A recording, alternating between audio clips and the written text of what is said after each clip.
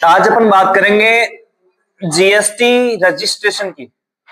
और कल हमने बताया था कि जीएसटी रजिस्ट्रेशन किस प्रकार से होता है, यानी कि कौन से फर्म है वो जीएसटी का रजिस्ट्रेशन करवाती है। जीएसटी का रजिस्ट्रेशन है वो बात करें तो दो प्रकार से होता है, दो स्कीम में होता है। पहली बात करेंगे, दो प्रकार की स्कीम अवेलेबल है। एक है कंपोजिशन और दूसरी होती है रेगुलर, यानी कि दो प्रकार की स्कीम अवेलेबल है। जीएसटी का रजिस्ट्रेशन अपन दो प्रकार की स्कीम में करवा सकते हैं। अब जीएसटी का रजिस्ट्रेशन कौन करवाएगा? तो ऐसे व्यापार जिसका टर्नओवर वार्षिक टर्नओवर क्या होता है? वार्षिक टर्नओवर यानी सालाना कारोबार, उसका वार्षिक कारोबार देखो अलग अलग है। यदि कोई व्यापार ओनली गुड्स का लेन देन कर रहा है, ओनली गुड्स सप्लाई कर रहा है, तो उसकी जो वार्षिक टर्नओवर है वो 40 लाख रुपए। कितना है? 40 लाख रुपए से ज्यादा। जो 40 लाख रुपए से ज्यादा का टर्नओवर करता है और गुड्स की सप्लाई करता है, उसके लिए क्या होगा? वो 40 लाख रुपए से ज्यादा, उसको जीएसटी का रजिस्ट्रेशन करवाना अनिवार्य है।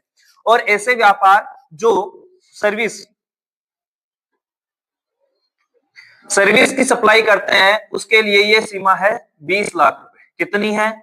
20 लाख रुपए से ज्यादा। यदि वो व्यापार 20 लाख रुपए से व्यापार ज्यादा करता है तो उसको क्या बोलेंगे? वो किस जीएसटी का रजिस्ट्रेशन करवाना अनिवार्य है। तीसरा है जो है गुड्स एंड सर्विस, जो दोनों ही करता है, दोनों की ही सप्लाई करता है, उसकी सीमा है वो भी कितनी है? 20 लाख रुपए। कितनी है? 20 लाख रुपए। यानी कि आपको मैं बता दूं, जीएसटी का रजिस्ट्रेशन करवाने के लिए जो जीएसटी का रजिस्ट्रेशन होता है वो आपकी इस प्रकार से होता है कि जीएसटी का रजिस्ट्रेशन कौन करवाएगा? तो ऐसे व्यापार जो ओनली गुड्स का ही लेन देन कर रहे हैं, ओनली गुड्स का, ओनली माल बना रहे हैं, मैन्युफैक्चरर कर रहे हैं, ट्रेड कर रहे हैं, तो ऐसे व्यापार उनके लिए ये सीमा कितनी है? 40 लाख रुपए वार्षिक। यदि ऐसे व्यापार जो ओनली सर्विस कर रहे हैं, ओनली सर्विस का काम कर रहे हैं, उनके लिए ये सीमा कितनी है? 20 लाख रुपए से ज्यादा।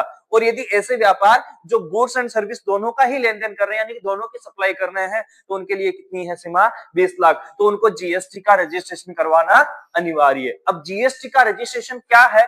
जीएसटी का रजिस्ट्रेशन कौन करवाएगा? ये तो हो गई इसकी क्राइटेरिया जो इसका सालाना इनकम पे होता है। एक ऐसे व्यापार क्या होते हैं जो इंटरस्टेट व्यापार करते हैं। कल बताया था मैंने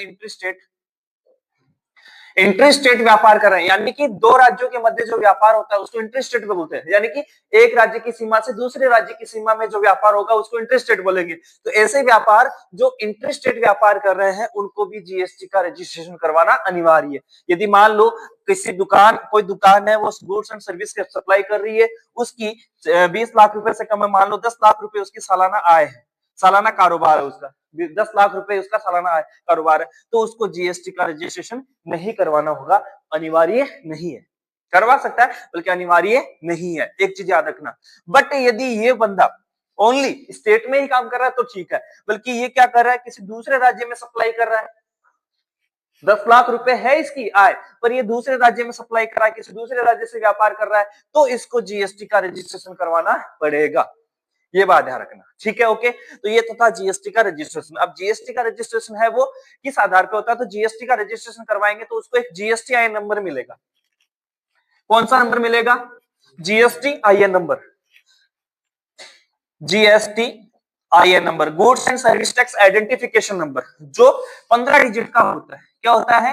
15 डिजिट का होता है, 15 डिजिट का होता है, 15 डिजिट का होता है। और 15 डिजिट में क्या होता है? जैसे मैं लिख दूं कि जैसे जीरो, जो शुरू के दो कोड होते हैं, जैसे आपने लिख दिया 08, तो ये क्या है? स्टेट कोड है। जैसे राजस्थान का स्टेट कोड क्या है? 08। वैसे जैसे दिल्ली का है 07, हरियाणा का है 06, है ना? तो इस प्रकार से अलग अलग स्टेट का अलग अलग स्टेट कोड है। तो क्या होता है कि जैसे स्टेट कोड दे रखा है, उसके बाद में मैंने लिख दिया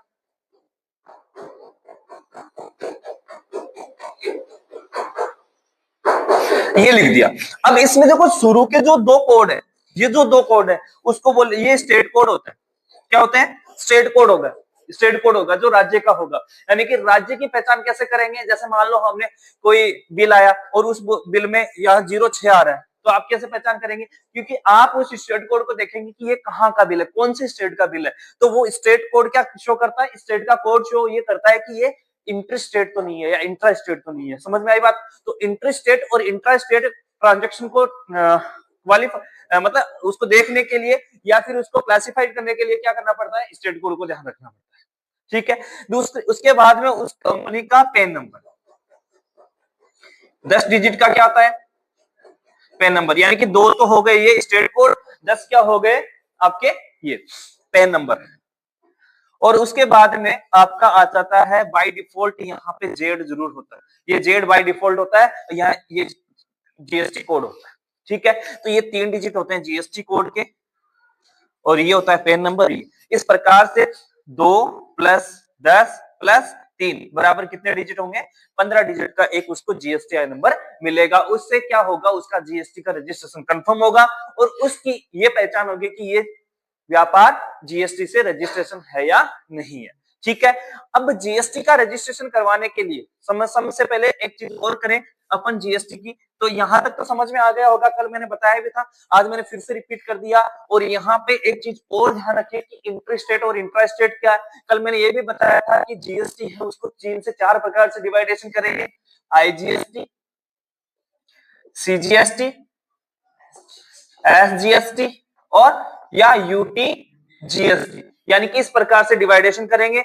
इंट्रा स्टेट यानी कि जब अपन इंटर स्टेट व्यापार कर रहे हैं, यानी कि 2 राज्यों की सीमाओं के भीतर व्यापार कर रहे हैं, तो यानी कि इंटर स्टेट व्यापार कर रहे हैं, तो वहां कौन सी जीएसटी लगेगी, आईजीएसटी। और यदि हम एक ही राज्य की सीमाओं के भीतर, जैसे एक ही राज्य की सीमाओं के भीतर अपन व्यापार कर रहे हैं, यानी कि जिसको बोलते हैं इंट्रा, तो इंट्रा स्टेट जो व्यापार करेंगे उसमें क्या लगेगा, सीजीएसटी या एसजीएसटी। केंद्र शासित प्रदेश की सीमाओं में यूटीजीएसटी लगेगा एसजीएसटी की जगह, बाकी में क्या लगेगा, एसजीएसटी लगेगा। स्टेट में आ जाएगा एसजीएसटी और यहाँ पे केंद्र शासित प्रदेश है उसमें क्या आ जाएगा, यूटीजीएसटी आ जाएगा।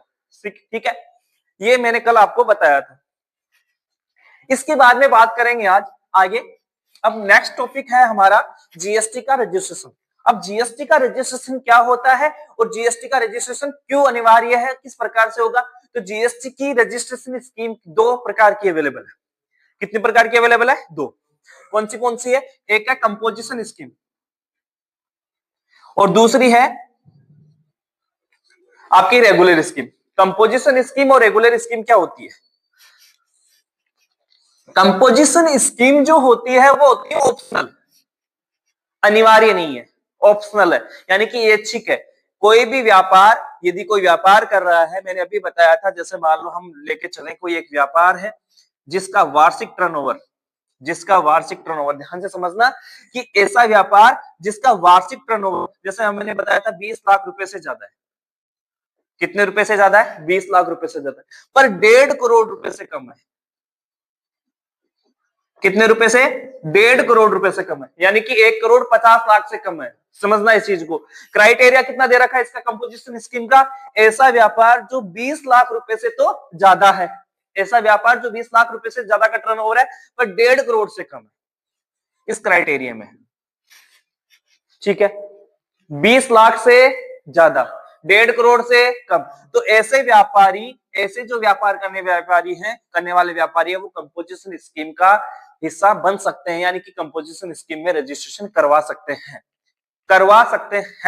मतलब ऑप्शनल है ये, वो रेगुलर स्कीम भी ले सकते हैं, ऐसी कोई बात नहीं है, पर वो कंपोजिशन स्कीम में का हिस्सा बन सकते हैं। समझ में आई बात। और 1.5 लाख रुपए से, यानी कि 1 करोड़ 50 लाख रुपए से ज्यादा का जितना भी टर्नओवर होगा उसको तो किस में करवाना पड़ेगा, रेगुलर स्कीम में करवाना पड़ेगा। अब इसकी बाध्यता है, इसकी सीमाएं हैं, इसमें कुछ काम करने के तरीके हैं, वो आपको मैं बता दूं। पहली बात ये कि कंपोजिशन स्कीम का सबसे मेन मोटिव जो चीज है वो ये है, कंपोजिशन स्कीम वाले व्यापारी जो होते हैं वो आपके इंटर स्टेट व्यापार नहीं कर सकते।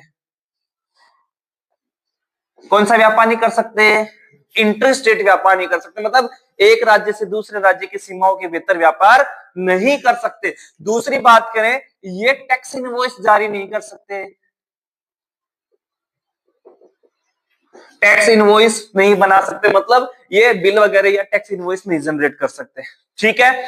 तीसरा, ऐसे व्यापार जो क्या है कि जैसे कुछ एक चीजें हैं, जैसे मान लो आइसक्रीम है, तंबाकू निर्माता है, ठीक है, आइसक्रीम निर्माता है, तंबाकू निर्माता है, तो ऐसी कंपनी जो होती है वो भी कंपोजिशन स्कीम का हिस्सा नहीं बन सकती। एक तीसरा पॉइंट और आ गया इसमें, तीसरा पॉइंट और है कि एक होती है,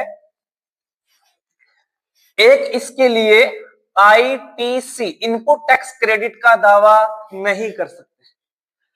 कंपोजिशन स्कीम के जो रजिस्टर्ड जो हो रहे हैं कंपोजिशन स्कीम के अकॉर्डिंग, वो आईटीसी का दावा नहीं कर सकते, इनपुट टैक्स क्रेडिट का दावा नहीं कर सकते। यानी कि जैसे मैंने कल परसों भी बताया था आपको वेट की क्लास के दौरान कि आईटीसी क्या होता है। तो आईटीसी का मतलब ये है कि जैसे हम कोई वस्तु खरीद रहे हैं एक निश्चित अवधि के दौरान, जैसे मान लो हमने एक महीने में 10,000 की वस्तु 10,000 रुपए का टैक्स देके मान लो वस्तु को खरीदी, और उस महीने में हमने मान लो उतना आउटपुट टैक्स नहीं किया, इनपुट टैक्स हमने ज्यादा दे दिया, आउटपुट टैक्स हमने नहीं किया, तो हमने ज्यादा दे के आ गए गवर्नमेंट को, हमने ज्यादा चुका दिया। तो ज्यादा चुकाने के लिए हम क्या करते हैं, अप्लाई करते हैं, उसके लिए क्या करते हैं, दावा करते हैं कि हम सर पहले से इतना दे चुके, तो आगे हम या तो उसमें रिफंड चाहते हैं या फिर आगे वाले में कम चाहते हैं। तो ऐसे के लिए हम ये दावा नहीं कर सकते, क्योंकि इसके लिए हमारे पास में टैक्स इनवॉइस नहीं होती है और ये दावा नहीं कर सकते। तो कंपोजिशन स्कीम में हम दावा नहीं कर सकते। समझ में आई बात।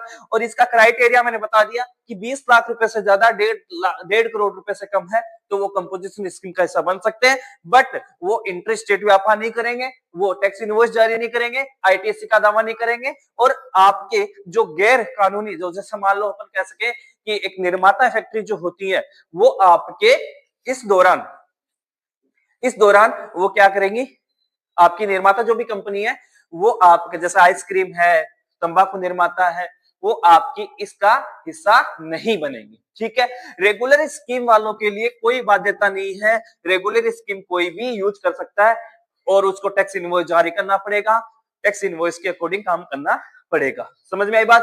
तो ये थी टैक्स इनवॉइस, ये कंपोजिशन स्कीम और रेगुलर स्कीम समझ में आई होगी। अब इसकी देखो क्या है, इसमें तो क्या है, जीएसटी की जो रेट दे रखी है, अभी जो रेट चल रही है जीएसटी की जो रेट चल रही है वो कौन सी चल रही है, तो अभी चल रही है 0%, 5%, 18% और 40%। यानी कि अभी ये रेट है, अभी मैं बता रहा हूं, जैसे आईटीसी की बात करें इसकी, जैसे मान लो हमने क्या किया था 2025 से पहले क्या चल रहा था, 0% चल रही थी, 5% चल रही थी, 12% चल रही थी, 18 चल रही थी और 28 चल रही थी, ये रेट चल रही थी पहले। अब मान लो हमने क्या कर लिया, 12% में कोई वस्तु खरीदी, क्या खरीदी, 12% में कोई वस्तु खरीदी है। अब क्या हो गया, 12% वाली वस्तु पर कितना टैक्स लग रहा है, 5% लग रहा है। हमने खरीदी कितने में थी, 12% देके खरीदी थी, अब टैक्स कितना लग रहा है, 5% लग रहा है, मतलब 7% क्या हो गया, कम हो गया। अब 7% कम हो गया तो हम ये घाटा नहीं झेल सकते, तो हम इसके लिए क्या अप्लाई करेंगे, आईटीसी के लिए अप्लाई करेंगे। आईटीसी का मतलब समझ में आ गया होगा, इनपुट टैक्स क्रेडिट, यानी कि दावा कर सकते हैं कि हमने टैक्स को ज्यादा जमा करा दिया, तो उसके लिए हम दावा करें जिससे ये आगे वाले में रिफंड हो सके या उसकी भरपाई हो सके, उसको बोलेंगे इनपुट टैक्स क्रेडिट। तो ये कौन कर सकता है, रेगुलर स्कीम वाले। ठीक है, कंपोजिशन स्कीम की रेट अलग अलग है, कंपोजिशन स्कीम की रेट अलग अलग है, ये रेट नहीं काम करती कंपोजिशन स्कीम में, ये ध्यान रखना। कंपोजिशन स्कीम में ये रेट काम नहीं करती है, ओनली किस में काम करती है, रेगुलर में। 0%, 5%, 18% और 40%, ये रेट किस में काम करेंगी, रेगुलर स्कीम में काम करेंगे। कंपोजिशन स्कीम में क्या होता है, कंपोजिशन स्कीम में कैटेगरी डिवाइड की गई है, कंपोजिशन स्कीम की क्या करी गई है, कैटेगरी डिवाइड की गई है। तो उसमें क्या होता है कि ऐसे व्यापार जो ट्रेड करते हैं गुड्स का या फिर मैन्युफैक्चर करते हैं, मैन्युफैक्चरर जितनी भी सारी एजेंसीज हैं उनके लिए ये परसेंट है, 1% टैक्स होता है इसका। कितना परसेंट होगा, 1%। जितनी भी सारी ट्रेड कर रही हैं, जैसे मान लो वस्तु खरीद रही है, बेच रही है, माल बना रही है, व्यापार कर रही है, जैसे फर्नीचर का है, धागे का है, कपड़े का है, कुछ भी बना रही है, छोटा मोटा व्यापार है, और वो क्या है कंपोजिशन स्कीम का हिस्सा है, तो उसको कितना परसेंट टैक्स है, 1%। उसको पूरे कारोबार का कितना परसेंट चुकाना पड़ेगा, 1%। समझ में आई बात। दूसरी ऐसी सर्विस एजेंसीज जो ऐसे जैसे कि सर्विस प्रोवाइडर या फिर मैं कह दूं होटल रेस्टोरेंट जो अल्कोहल सर्व नहीं करते, ध्यान से सुनना ये बात, जैसे होटल है, रेस्टोरेंट है, वो एल्कोहल सर्व नहीं करते तो ऐसे एजेंसियों के लिए 5% है। कितना है? 5%, यानी कि वो 5% करेंगे। जैसे मान लो आपने यहाँ कोई, जैसे मान लो रेस्टोरेंट है, उसका कारोबार इतना नहीं है, 1.5 करोड़ से कम है कारोबार, अब उसने कंपोजिशन इनकम का हिस्सा ले रखा है, तो बाध्यता यह है कि वो अल्कोहल वगैरह जो जीएसटी में जो शामिल होने वाली वस्तुएं हैं, जीएसटी में जो शामिल नहीं हो रही, उन वस्तुओं का लेन देन नहीं होगा, उन वस्तुओं का लेन देन नहीं कर सकते वो। अब यहाँ क्या होगा, कंपोजिशन स्कीम में जैसे मान लो रेस्टोरेंट है, उसने क्या कर रखा है, जैसे कंपोजिशन स्कीम ले रखी है, तो उसको पूरे कारोबार का कितना परसेंट चुकाना पड़ेगा? 5%। तो जितने भी सारे रेस्टोरेंट है जो नॉन अल्कोहलिक का सर्वे का काम करते हैं, उनके लिए कितना परसेंट है पूरे कारोबार का? 5% है। और इसके अलावा जितनी भी सारी सर्विस प्रोवाइडर है, सर्विस प्रोवाइडर कोई भी एजेंसीज होगी, सर्विस प्रोवाइडर कोई भी एजेंसीज होगी, जैसे कोई भी शिक्षा क्षेत्र हो गया, कुछ भी, उसके लिए परसेंट है कितना? 6%। कितना परसेंट है? 6%। तो कंपोजिशन स्कीम की कितनी रेट है? 1%, 5% और 6%। 1%, 5% और 6%। ये किसकी है? कंपोजिशन स्कीम की। रेगुलर स्कीम की 0%, 5%, 18% और 40%। समझ में आया? तो ये होती है कंपोजिशन स्कीम और रेगुलर स्कीम का जो क्राइटेरिया है वो, और इसमें इसका रजिस्ट्रेशन करवाने का तरीका समझ में आया होगा। बस इसकी थोड़ी सी थ्योरी है वो अपन लिखेंगे, पहले इसके बारे में समझ लीजिए, फिर से रिपीट करवा देता हूं। जीएसटी का रजिस्ट्रेशन करवाने के लिए दो प्रकार की स्कीम अवेलेबल है, एक कंपोजिशन, एक रेगुलर। कंपोजिशन स्कीम क्या होती है? ये ऐच्छिक ऑप्शनल है, जिसको अपन कोई भी व्यापारी जिसका व्यापार 20 लाख रुपए से ज्यादा और 1.5 करोड़ रुपए से कम है, वो क्या कर सकता है? इस कंपोजिशन स्कीम का हिस्सा बन सकता है। रेगुलर का कोई बाध्यता नहीं है, जो भी व्यापारी है उसको ले सकता है, पर उसको रेगुलर बिल वगैरह मेंटेन करने होंगे, ये टैक्स इनवॉइस तैयार करनी होंगी,